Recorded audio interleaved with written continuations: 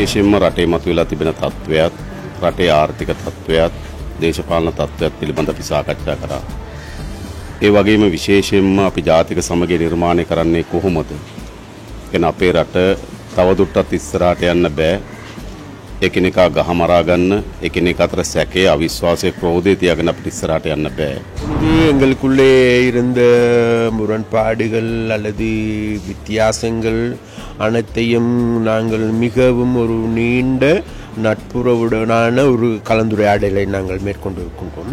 தேர்தல் விஞ்ஞாபனத்தில் நாங்கள் இப்போது இருக்கின்ற மாகாண சபை முறையை நாங்கள் ஏற்றுக்கொண்டிருக்கின்றோம். அது தொடர்பாகவும் நாங்கள் கலந்துரையாடினோம். அதை நடைமுறைப்படுத்துவதில் சிக்கல் இல்லை என்பதையும் நாங்கள் உரையாடினோம்.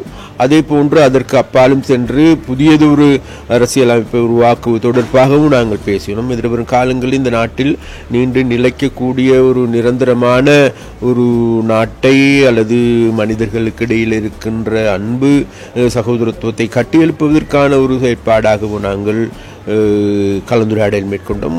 மக்கள், தமிழ் மக்கள் தங்களுடைய விடயங்களை தீர்மானிக்கிற உரித்து அவர்களுக்கு இருக்கிறது. அதை நாங்கள் ஏற்றுக்கொண்டிருக்கிறோம் என்பதையும் அவர் சொல்லியிருந்தார். பாஷனை என்ற வகையிலே ஒருவரை ஒருவர் புரிந்து கொள்ளக்கூடிய வண்ணமான ஒரு உரையாடல் இடம்பெற்றிருக்கிறது. நம்பிக்கை தருகிற ஒரு உரையாடல். நீங்கள் கேட்ட பல கேள்விகள் சம்பந்தமாக நாங்கள் பேசியிருக்கிறோம். அவற்றை எல்லாவற்றையும் பற்றியும் பேசியிருக்கிறோம். அவசரமா கேஷ் தேவைன்னு வரும்போது அடுத்தவங்கள்ட்ட நாங்க கேட்கறதையும் விட எங்களுடைய நகையை அடகு வைக்கிறது வசதியானது. வட்டி அதிகமா இருக்குமோ இல்ல நகை பாதுகாப்பா இருக்குமோன்னு நீங்க நினைக்கலாம். அதுக்காகத்தான் நான் கேஷ் பாயிண்ட்ல அடகு வைக்க வந்திருக்கேன். மிக குறைந்த வட்டி, லாக்கர்ல வைக்கிற மாதிரி நகைய பாதுகாப்பா வச்சிருக்காங்க. இதை விட என்னங்க வேணும்? Cash Point, money transfer, currency exchange, check cashing, cash for gold, gold loans அனைத்துக்கும் Cash Point.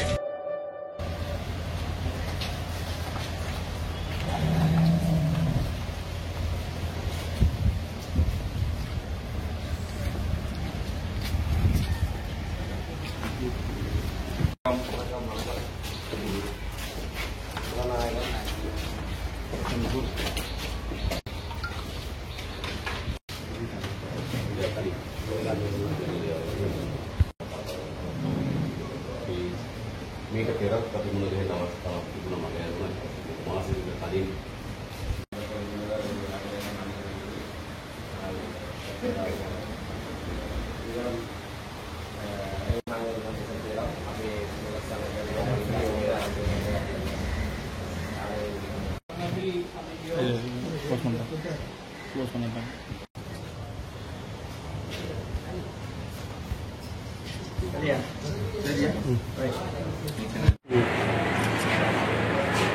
අද ජාතික ජනබලවේගයේ ලෙස අපි සාකච්ඡාවක යෙදුණා. විශේෂයෙන්ම රටේ මතුවලා තිබෙන තත්ත්වයක්, රටේ ආර්ථික තත්ත්වයක්, දේශපාලන තත්ත්වයක් පිළිබඳ අපි සාකච්ඡා කරා. ඒ වගේම විශේෂයෙන්ම අපි ජාතික සමගිය නිර්මාණය කරන්නේ කොහොමද? කියන අපේ රට තවදුරටත් ඉස්සරහට යන්න බෑ. එකිනෙකා ගහමරා ගන්න, එකිනෙකා අතර සැකේ, අවිශ්වාසයේ, ක්‍රෝධය තියාගෙන අපිට ඉස්සරහට යන්න බෑ. ඒ නිසා අපි ජාතික සමගිය නිර්මාණය කිරීම සඳහා ගත යුතු ක්‍රියාමාර්ග පිළිබඳ අපි දීර්ඝ ලෙස සාකච්ඡා කරා. මේ වන විටත් 2019 මැතිවරණ ප්‍රකාශනය අපි පළාත් සභාව මේ ආකාරයෙන් ක්‍රියාත්මක විය යුතු බව අපි පිළි අරගෙන තිබෙනවා. ඒ වගේම මෙතනින් එහාට යාම සඳහා අපි සාකච්ඡාවක් ගොඩනගිය යුතුයි. විශේෂයෙන්ම විවස්ථාමය වෙනස්කම් අවශ්‍ය වී තිබෙනවා. ඒ විතරක් නෙවෙයි, දැන්ට විවස්ථාව තුළ නීති තුලින් ස්ථාපිත කරලා තිබෙන සමගිය සඳහා තිබෙන අවස්ථාවන් අපි තහවුරු කළ යුතු තිබෙනවා.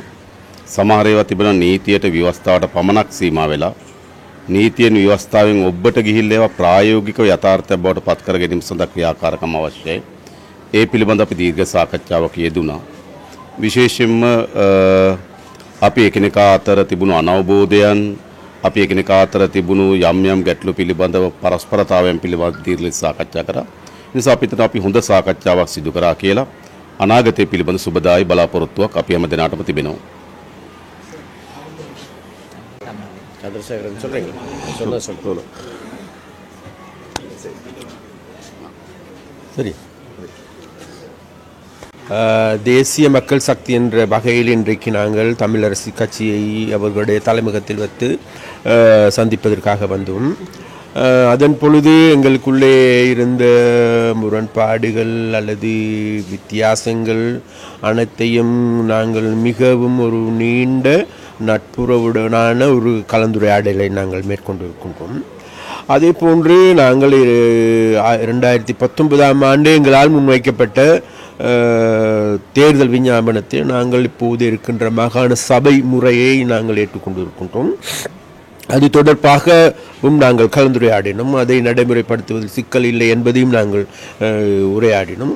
அதே போன்று அதற்கு அப்பாலும் சென்று புதியதொரு அரசியலமைப்பை உருவாக்குவது தொடர்பாகவும் நாங்கள் பேசினோம். எதிர்வரும் காலங்களில் இந்த நாட்டில் நீண்டு நிலைக்கக்கூடிய ஒரு நிரந்தரமான ஒரு நாட்டை அல்லது மனிதர்களுக்கு இடையில் இருக்கின்ற அன்பு சகோதரத்துவத்தை கட்டியெழுப்புவதற்கான ஒரு செயற்பாடாகவும் நாங்கள் கலந்துரையாடல் மேற்கொண்டோம். ஆகவே இந்த கலந்துரையாடல் என்பது மிக மிக ஆரோக்கியமான அல்லது முரண்பாடுகளற்ற உடன்பாடுகளுடனான முடிந்த ஒரு கலந்துரையாடலாகும்.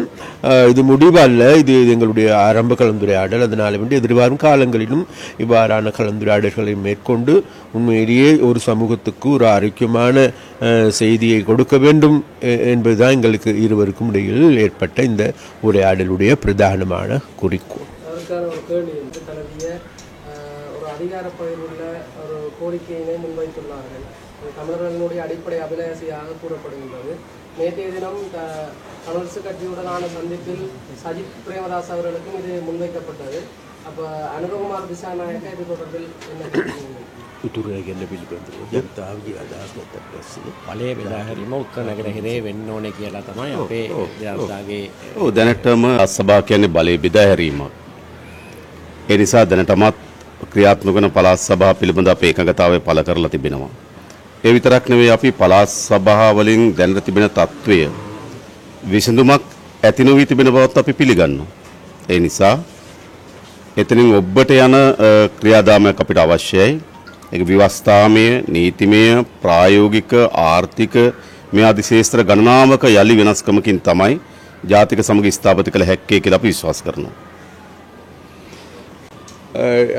இப்போ எல்லோருக்கும் நன்றாக தெரியும். உண்மையிலேயே இந்த 13வது அமைப்பு என்பது மாகாண சபை முறை என்பது இந்த அரசியலமைப்பில் இருக்கின்ற ஒன்று. அதனால் அதில் எந்த விதமான மாற்று கருத்துக்களுக்கு இடமில்லை. அதே போன்று நாங்கள் பார்க்கின்றோம் அது அந்த மாகாண சபை முறைமை என்பது உண்மையிலேயே இந்த பிரச்சனைக்கு உரிய தீர்வா என்கின்ற கேள்வியும் எழுந்திருக்கின்றது. அதே போன்று அதனால் அவ்வாறான தீர்க்கப்படாத இருக்கின்ற பிரச்சனைகளுக்கு புதியதொரு பாதையை புதியதொரு அணுகுமுனையை முன்னெடுக்க வேண்டும் என்பதிலும் நாங்கள் முனைப்பாக இருக்கின்றோம். குறிப்பாக இந்த ஜனாதிபதி தேர்தலில் போட்டியிடுகின்ற சஜித் பிரேமதாசாவாக இருக்கலாம், ரணில் விக்ரமசிங்கவாக இருக்கலாம், அனுரகுமார் திசாநாயகவாக இருக்கலாம், 13வது திருத்தம் மற்றும் இந்த மாகாண சபை தொடர்பிலே அதனை முழுமையாக அமுல்படுத்தலாம் என்று தான் கூறி வருகின்றார்களே ஒழிய தமிழர்களுடைய சமஷ்டி தொடர்பாக என்ன ஒழுங்காக பேசுகிறார்கள்.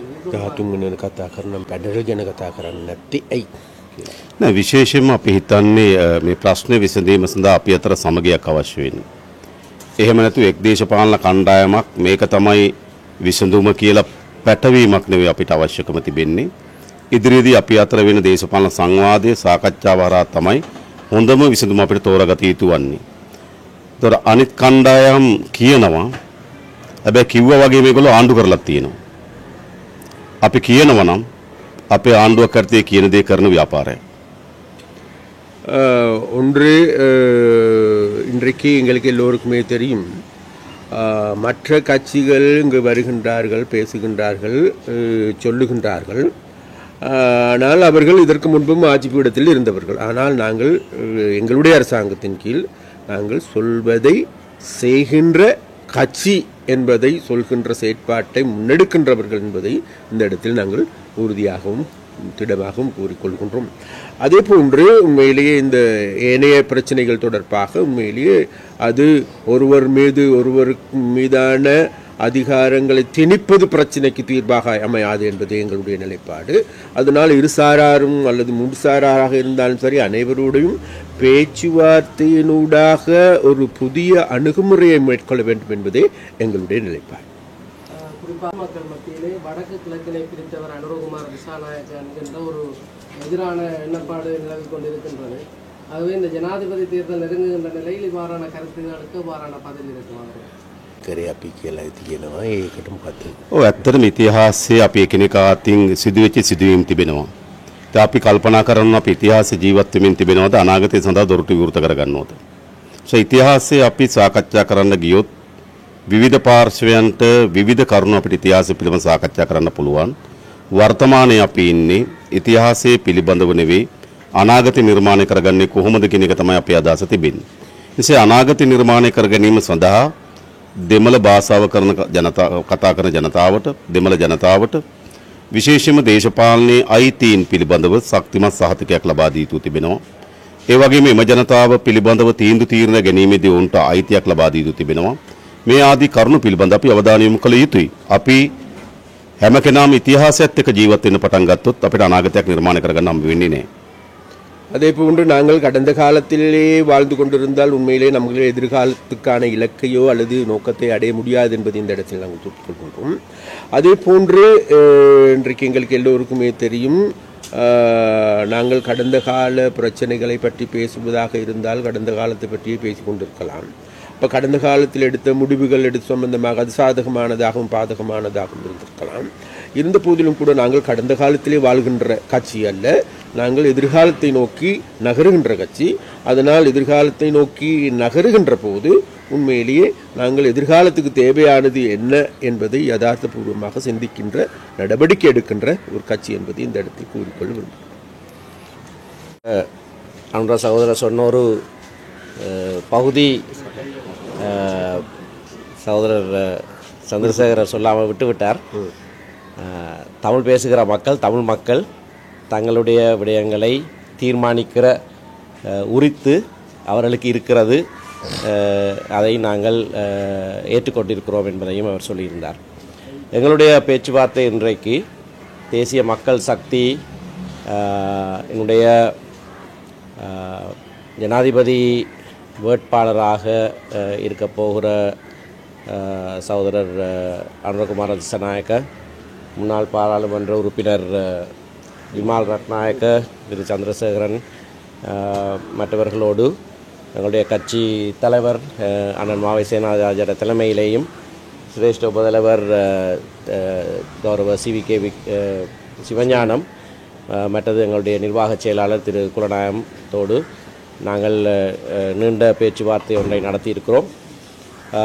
ஒரு முன்னேற்றகரமான பேச்சுவார்த்தை இது என்று நாங்கள் இதனை வர்ணிக்கலாம். எல்லா விடயங்களுக்கும் தீர்வு கண்டுவிடவில்லை, ஆனால் ஒரு ஆரம்ப சம்பாஷணை என்ற வகையிலே ஒருவர் புரிந்து கொள்ளக்கூடிய வண்ணமான ஒரு உரையாடல் இடம்பெற்றிருக்கிறது. நம்பிக்கை தருகிற ஒரு உரையாடல். நீங்கள் கேட்ட பல கேள்விகள் சம்பந்தமாக நாங்கள் பேசியிருக்கிறோம். அவற்றை எல்லாவற்றையும் பற்றியும் பேசியிருக்கிறோம். ஒரு முற்போக்கான சிந்தனையுடைய இடதுசாரி இயக்கம் என்ற வகையிலே அவர்களோடு எங்களுக்கு இணங்கி செல்லக்கூடிய பல விடயங்கள் இருக்கின்றன. விசேஷமாக ஊழல் ஒழிப்பு, மக்கள் மத்தியிலே சம உரிமைகள் என்ற பல விடயங்கள், பொருளாதார சமத்துவம் போன்ற பல விடயங்களிலே அவர்களோடு எங்களுக்கு நேரடியாகவே இணங்கக்கூடியதாக இருக்கிறது. தமிழ் தேசிய பிரச்சனைக்கான தீர்வு என்ற விடயத்திலே பல ஏற்றத்தாழ்வுகள், பழைய சரித்திரங்கள் இருந்தாலும் கூட அவர் இன்றைக்கு உங்களுக்கு சொன்னதைப் போல இருக்கிற மாகாண சபை முறைமையை அப்படியே ஏற்றுக்கொள்கிறார்கள், அதனை நடைமுறைப்படுத்துவார்கள் என்று சொல்லியிருக்கிறார். மாகாண சபை தேர்தல் உடனடியாக நடத்தப்பட வேண்டும் என்றும் சொல்லியிருக்கிறார். ஆனால் இந்த இப்போ இருக்கிற அந்த 13ஆவது திருத்த மாகாண சபை முறைமை தமிழ் தேசிய பிரச்சனைக்கான தீர்வு அல்ல என்பதையும் அவர்களும் ஏற்றுக்கொள்கிறார்கள். இதில் இருந்து நாங்கள் முன்னோக்கி போவதற்கான வழிவகைகளை இருதரப்பாரும் இசைந்து சேர்ந்து பேசி முன்னால் செல்ல வேண்டும் என்பதை இரு தரப்பாரும் ஏற்றுக்கொண்டிருக்கிறோம். இதற்கு அப்பால் ஜனாதிபதி தேர்தல் சம்பந்தமாக அவர்கள் தங்களுடைய தேர்தல் அறிக்கையை வெளியிடுவார்கள். அதற்கு பிறகு அவர்களோடு நடத்தப்படுகிற பேச்சுவார்த்தையையும் அடிப்படையாக வைத்துத்தான் இலங்கை தமிழரசு கட்சி உரிய நேரத்திலே எங்களுடைய தீர்மானங்களை நாங்கள் எடுப்போம். நன்றி. டிவிஐ யூடியூப் சேனலில் இணைந்திருக்கும் நேர்கள் அனைவருக்கும் எமது நன்றி. எமது காணொளி தொகுப்புகளை தொடர்ந்து நீங்கள் பார்வையிடுவதற்கு கீழிருக்கின்ற பெல் பட்டனை அழுத்துவதனூடாக நோட்டிபிகேஷனில் பல காணொளி தொகுப்புகள் உடனுக்குடன் உங்களை வந்து சேரும். அருகில் இருக்கின்ற முக்கிய காணொளி தொகுப்புகளையும் பார்வையிட தவறாதீர்கள்.